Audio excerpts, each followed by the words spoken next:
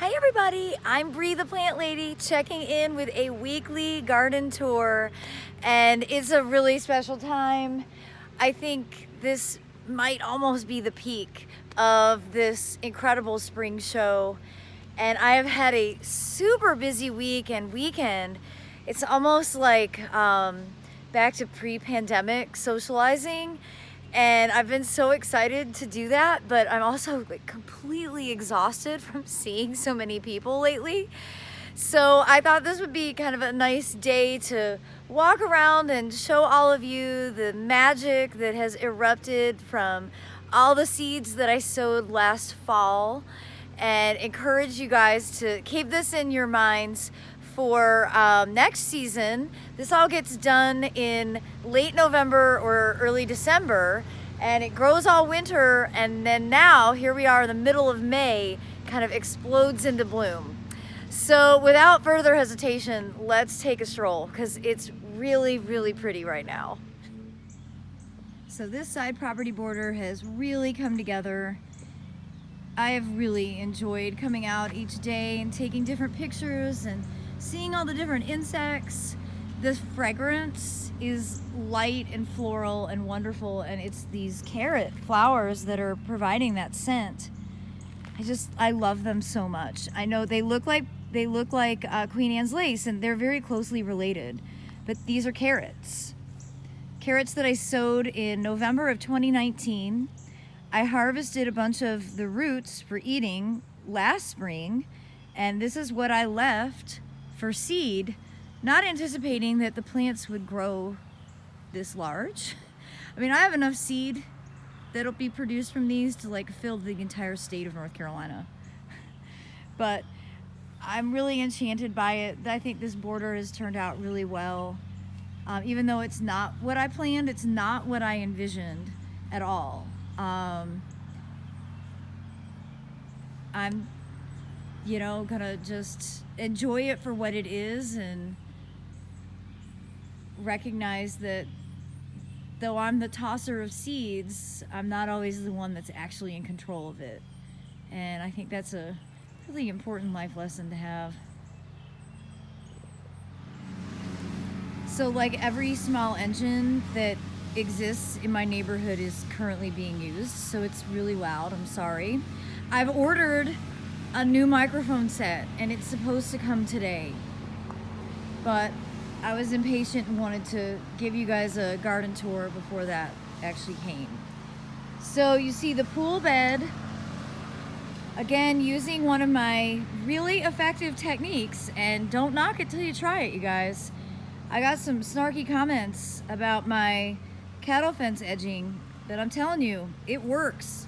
I know you think that rabbits will go right through it, but in my situation, I've seen the rabbits go up to it and then they just run over to a bed where they don't actually have to squeeze in between metal.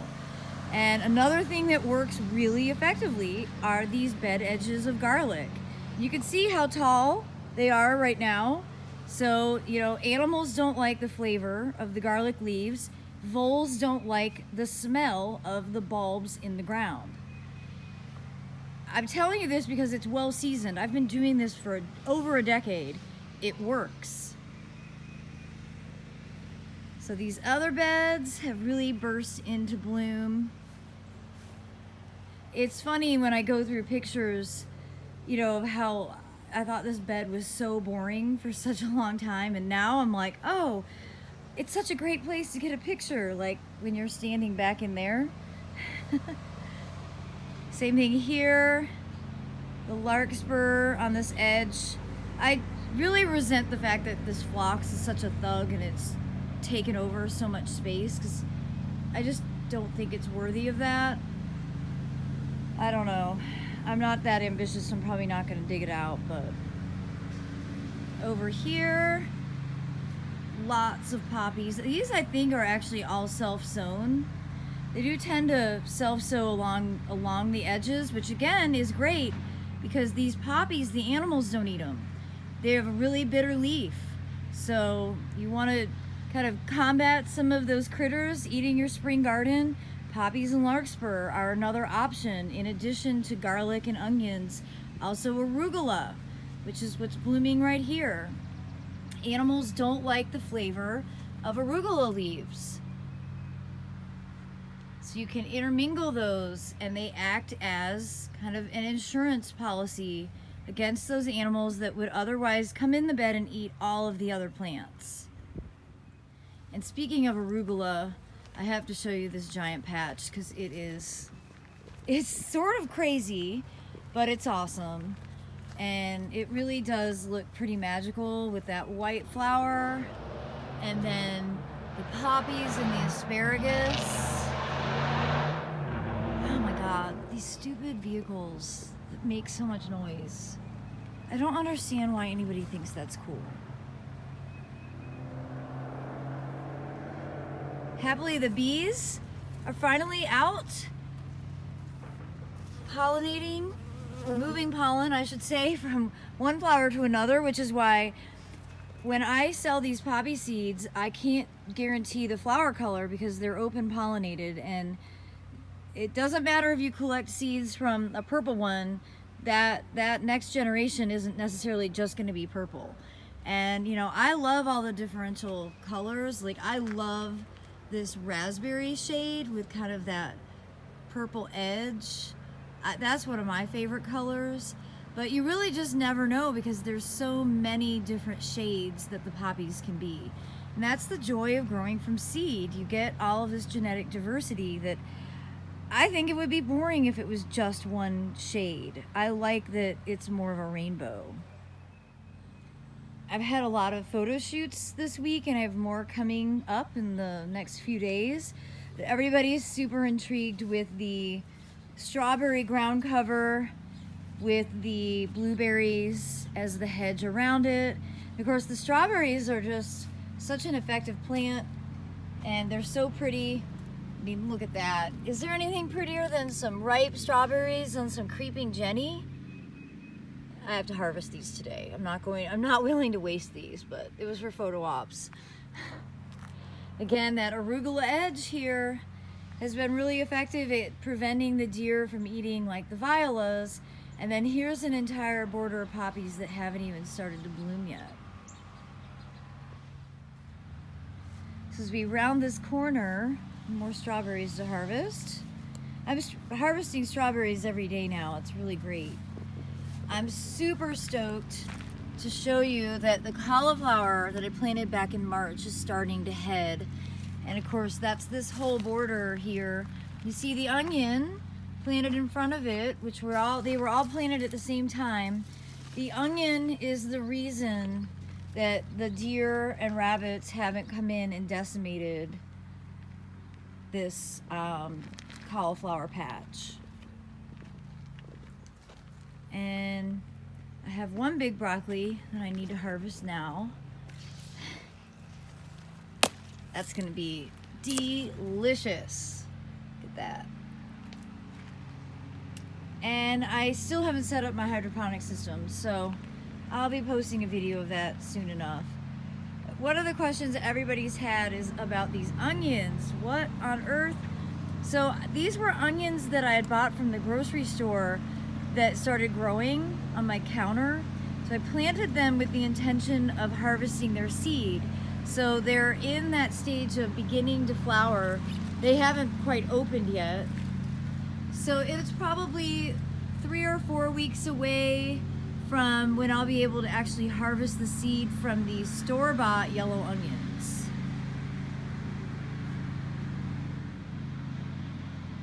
This was the border last week I was anticipating, and now you can see that so many poppies have opened, and there's so many more to come. So it's really going to be great. Joe Lample and his team are coming this week to do some filming, and I'm just thrilled that we'll finally have this as the backdrop. Every other time they've come, like when all this was dry and kind of ugly, and so it's nice to be able to show people what it looks like in its prime.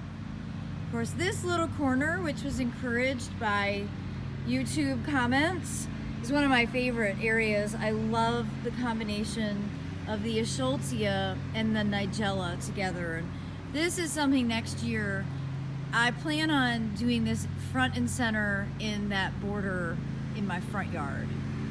I just think this is one of the prettiest scenes for spring that I've ever experienced. Back here in the woods, I still have a half a trailer of mulch, but I wanted to show you a fresh calla lily is blooming, and it's so tall. Like it's you know, like 4.5 foot tall. It's such an incredible thing, and there's more flowers to come. This is like the best year ever for this Echinacea white giant. And then hydrangeas have started. So this is, I don't know, white wedding or bridal veil or bridal gown, or I don't know. I feel like this hydrangea has like 5 or 6 names in the trade. See, the Amorphophallus have finished back there, and soon they will be, you know, showing ripe seed, and then their leaves will start emerging. So I'm excited for that stage. But I wanted to show you this hydrangea, which I think is just like Nico Blue or one of the really common ones. But it didn't get frosted, didn't get hit by that late frost. And it's like the only hydrangea on my property that doesn't look completely terrible. And there's lots of flower buds coming, so that's nice. Love this little iris and that variegated Poncirus. Another great animal deterring plant. But I wanted to show you how ugly the hydrangeas look that did get frosted. So they just have this, you know, awful leaf, distorted new growth. No, this is going to flower. You know, this is like prime real estate, and it's not beautiful. So I'm thinking about, after it flowers, I'm actually thinking about cutting this to the ground, and that'll give that crinum more space to be able to flourish. The Nigella really is, I think, one of the most magical plants for the spring. And you see, it's just airy and beautiful. It's a great cut flower, and combined in this bed, not as many poppies as I had hoped for, but the carrot display is fantastic.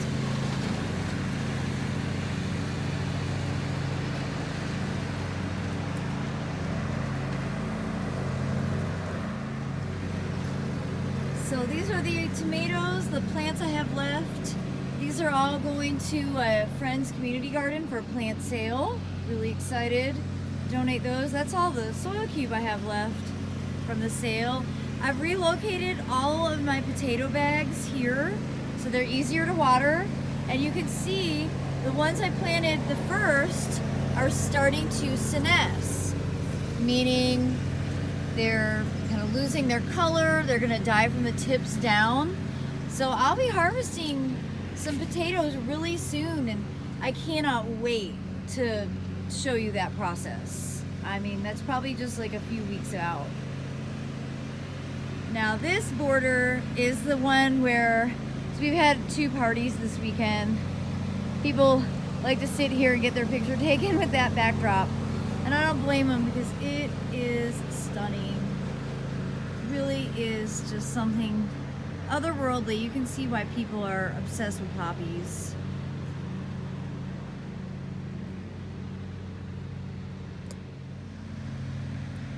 Of course, the mustard is a little out of scale, but it's great for pollinators. See, here's a busy honeybee doing its thing. So I'm leaving it for a while, but it's almost the time to take it out. Its days are numbered, put it that way. And this border is also really coming to life with just the random collection of poppies everywhere. Even the cabbage loopers seem charming at this time of year, even though literally all they're doing is breeding and laying eggs on every brassicaceous crop that I have planted. I'm super stoked to be trialing some new plants from Bushel and Berry. I'll be making videos featuring these in different types of strawberries and other fruit plants. Especially once I get better audio recording equipment. Oh, you guys look. Heck yeah. That rice that I sowed about 10 days ago is starting to germinate. Hot diggity. So this is Black Madres in pots with no holes filled with soil cube. I always get a little nervous, you know, you pass that 7-day mark and they haven't germinated and you're like, uh-oh. Is the seed good? It was good. Front porch area has been very popular with visitors in the last few days. We've had like, I don't know, 200 people in 2 days visit here. It's like really overcompensating for all of 2020. I'm exhausted. This front border, super dominated by Centuria, not entirely on purpose, but you know, I'm already constructing new plans for next year. I'd really like to have that Hydrangeas along the edge with Nigella and then the backdrop of Centuria. So this is kind of my favorite part of this experience, is being critical of the design that I came up with this year and anticipating what I can do next year to make it look even better.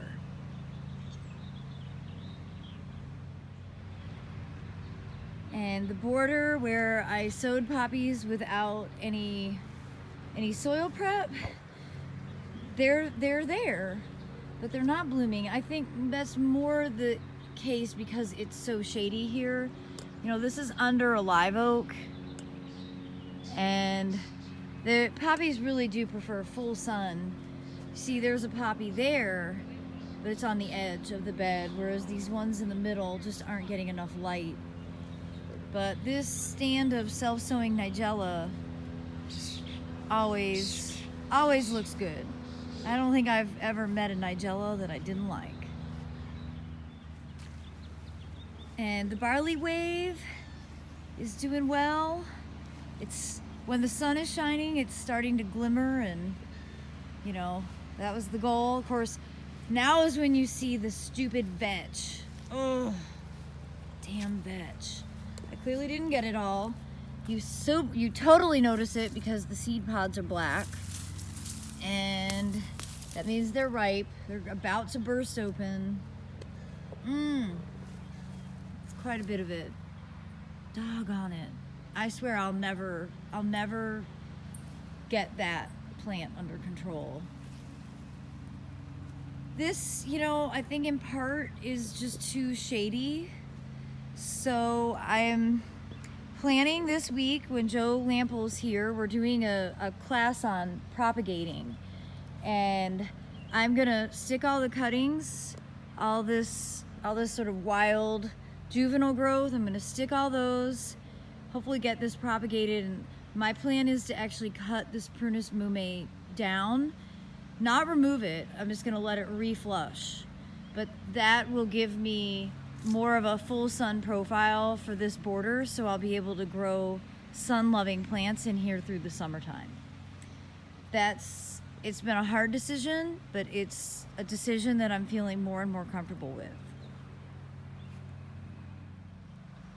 So this bed that I renovated for ground plane coverage a few weeks ago, it's just fantastic. I haven't had to water it. And the Deutzia is blooming. This is Deutzia scabra. See, there's bee. Such a pretty plant.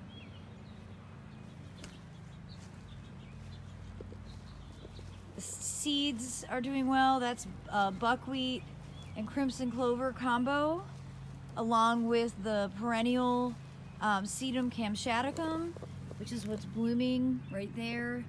And of course the Pycnanthemum mudicum, which I planted along the edge and also did like a big area in the center. And that all looks like it's establishing very effectively. And I think really by the end of summer, you won't even be able to see any mulch. And then I shouldn't, in theory, have to mulch again.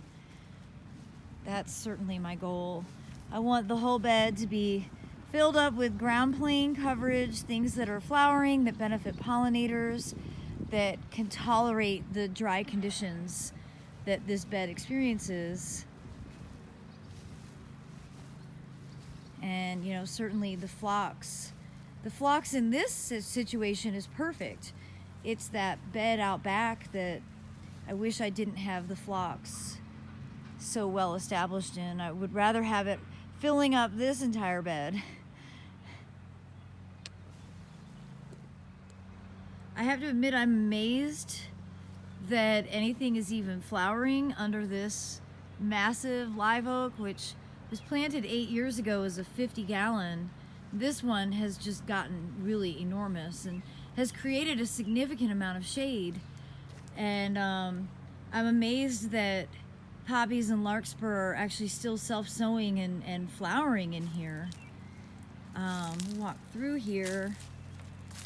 This is actually the ideal place, though. A lot of times people think sedum can only grow in full sun, and this is very shady in here. And you can see this sedum and then the hedychium or the ginger lilies growing right up through, and that's a big patch of catnip. The cats just sort of move catnip all around.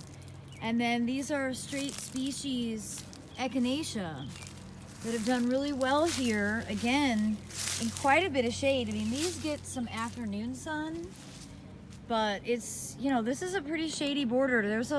My love affair with trees is apparent, and the shade that's cast is pretty significant. So I'm really impressed with, you know, the Echinacea and some of the salvia, and here's Stokesia getting ready to bloom. That are really quite tolerant of this, you know, far more shade than what you'd normally grow them in. And just wanted to show you my olive. The olive tree is doing really well. We've had a very mild couple of winters, but hopefully this is established well enough that even if we do get cold, it'll live. But I'm planning on propagating this during our propagation class that Joe and I are working on.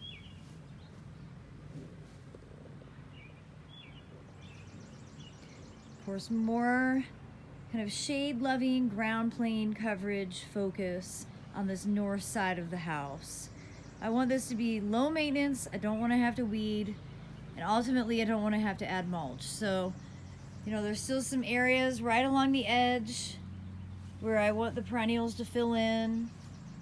For the most part, kind of achieved the goal here.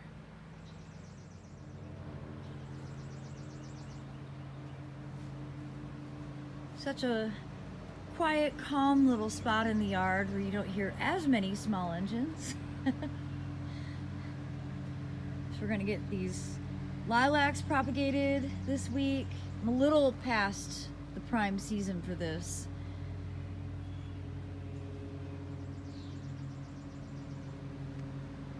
But you can just see that everything is looking really great, quite lush. Been so happy to get to share it with people. I'm equally happy to have a day off. I'm not really off. I have so much computer work to do, but a day off from having people over and having the same kind of weird discussions about like how crazy the last year has been and what vaccine did you get, and you know, everything that Saturday Night Live has been making fun of. It's like totally accurate for the discussions of the modern day American experience of reintroducing yourself to your friends who you haven't seen in a year. I think the bees are actually much more capable socially than I am right now. I'm really out of practice. So we did get the pool filter turned back on. The pump is running. It's really great because it makes all the stuff settle. It makes it much easier for me to vacuum. So I have to vacuum again. You can see all the stuff that's in there. But the pool is we're gonna have like 90 degrees by the end of next week, so it'll be season to get in. My plan for this bed, because I still think that like the parsley looks really nice, the violas will be done sooner than later, because like 90 degrees violas don't really like to live in that. So this bed's gonna be getting into a transition time. I removed all the mustard last week because the flowers were blowing into the pool and making it an absolute nightmare to try and keep clean. So, you know, I'm planning on doing around the circle a burgundy leaf coleus, and then I think this year I'm gonna do sorghum in here as like the really tall element. And I haven't totally figured out the plant palette for here, but I'm excited to get it replanted. And you see here is Asclepias tuberosa, and I really just wanted to show you this absolutely exquisite white moth whose name is escaping me, but I'll look it up. They're so pretty. We've had a lot of really beautiful moths and caterpillars lately, so that's always encouraging. But so far, no monarch sightings at my house. I'm waiting with anticipation for the first monarch to show up. But I do have swallowtail caterpillars, quite a few of them actually. Here's just a few eating parsley in what's usually the succulent table, but I haven't changed it out because I wanted to be able to, you know, provide the food source for these awesome caterpillars that turn into my favorite butterflies. Here's the rice that I did for the demonstration for the Ralston, and it looks like I need to overseed, you know, in these areas where didn't get the best coverage. I know I sowed it well. I think it's that it rained and it overflowed and some of the seed actually, you know, drained out. This is our, when we have parties, this is what we set up as a bar. It used to be my potting bench, but now I try to keep it clean so we can serve beverages. But I wanted to show you the tower garden. This is what Aiden and I planted back in March, filled with broccoli.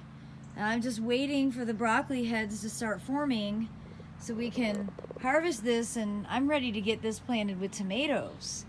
But I'm not so ready that I'm willing to tear out the broccoli before it does its thing. Really incredible growth on this, and the tower garden is just the most remarkable thing. If you're interested in growing in water, this is the system to do it in. You can see, look at in there. That's all. Those are broccoli roots that are actually growing through into the bottom. It's really, it's just a remarkable system. And give you an update on this area that I planted. I guess like the last video I posted. Here's those grafted heirloom tomatoes. They're doing great. Look, I've even got some ripe ones to harvest. And then here is that cattle fence panel that everybody was poo-pooing. But you know what? I haven't had a dog or a rabbit get into this bed since I put it in. So don't knock it till you tried it. You can see that onion edge is starting to grow already. Been planted at what, like 8 or 9 days? And I see germination. Yes, awesome. Heck yeah, lots of germination. So I sowed sunflowers and zinnias and okra and probably a whole lot of other stuff in here. So this border is, you know, it's starting. And you barely even notice that cattle fence panel. That's what I like about it. It's not that intrusive. And you know what? If you have a Great Dane that jumps into your beds, then cut it higher. Like, some of the comments were absolutely so ridiculous. But I was just like, oh my God, you know, like, why do you even have time to make such dumb comments? Make it so that it fits the needs that you have. But for me, this actually suits the requirement that I have. So it works for me. Well, I hope you've enjoyed today's garden tour. that it's brought you some cottagecore love, and that you will be encouraged to grow some more from seed. I'm also already anticipating, you know, in the next coming weeks, showing you how to harvest all of this seed and then replant this as a summer foodscape.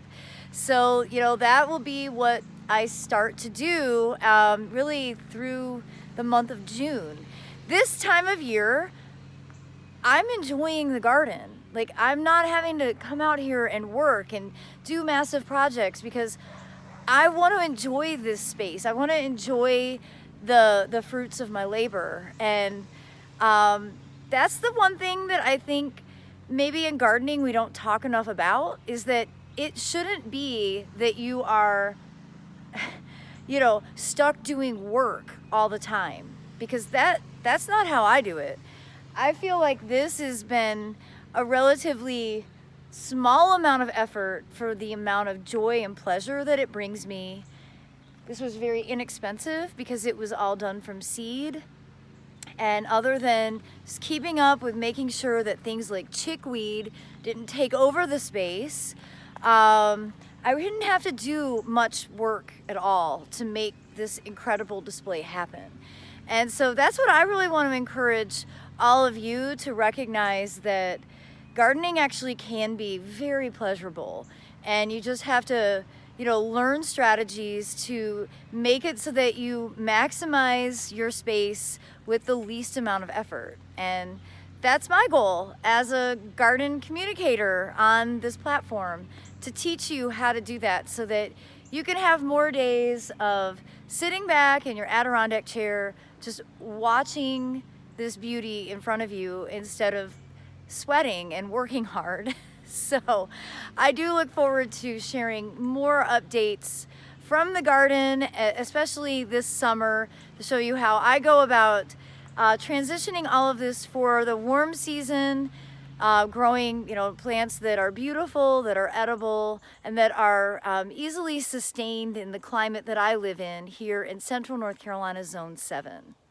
So thanks so much for watching today. I hope you all have a fantastic week, and I look forward to sharing more videos in the coming days.